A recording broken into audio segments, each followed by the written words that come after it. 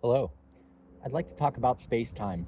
Albert Einstein coined the term, and basically what it means is that for every piece of um, space that takes up space, there is a piece of time. And so you have this type of grid here.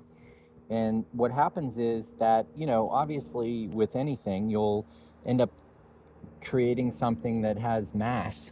And so Einstein's equation was E equals mc squared. That's mass times the speed of light squared. So let's put that in here. Let's put that a piece of light coming over the amount of space that it can travel, and for the time that it traveled, might have a curvature of, let's just say, pi. Okay, and then this is your 0 point here. But I wanted to tell you that space-time is also a 4D hologram.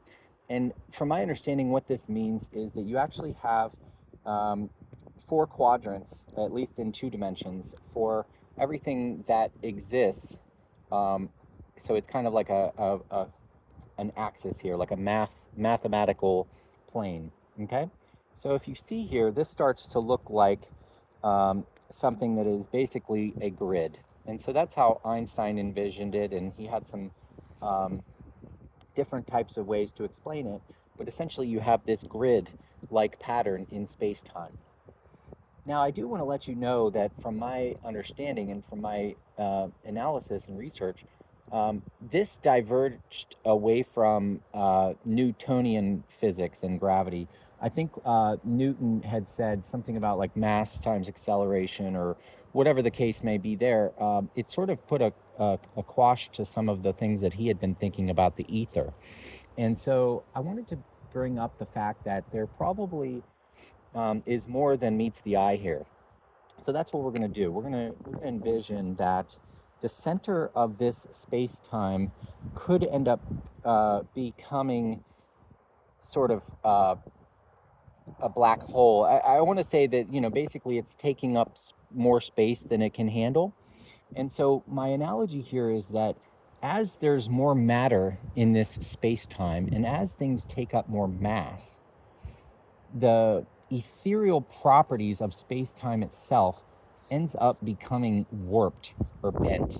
Okay, and so what we're going to do is we're going to say that if this is the 2D surface of that, we actually could imagine that there's something on the other side of this black hole. So I'm going to flip this over now, and I'm going to say that on the other side of this black hole might be something that actually takes up the opposite space. And so I want you to think of like a cheese grater with a bunch of holes in it. And I want you to think that basically on one side of reality, you have space time, and we can observe what we can observe. And there's, physics and gravity and all these different things. But actually, on the other side, it's the inverse.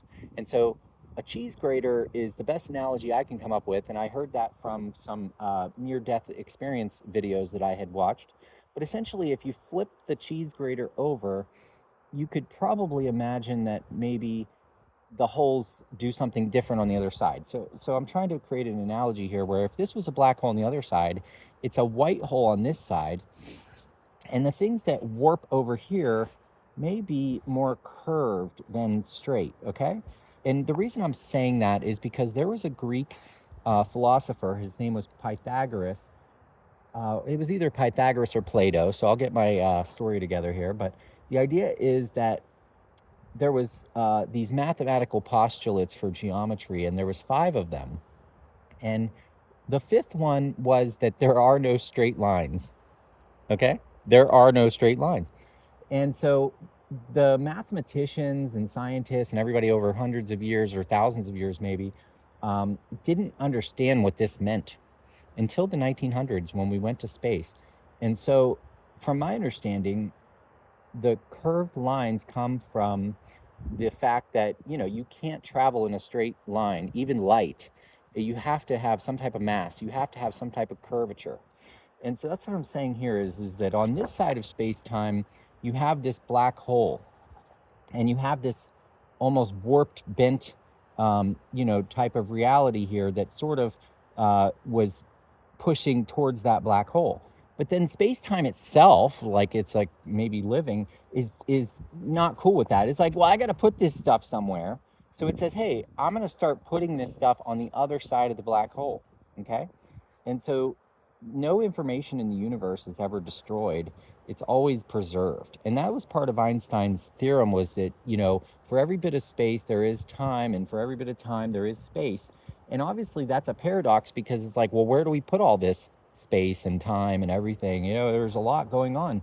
It's almost like a compounding issue of constant energy being formed around us.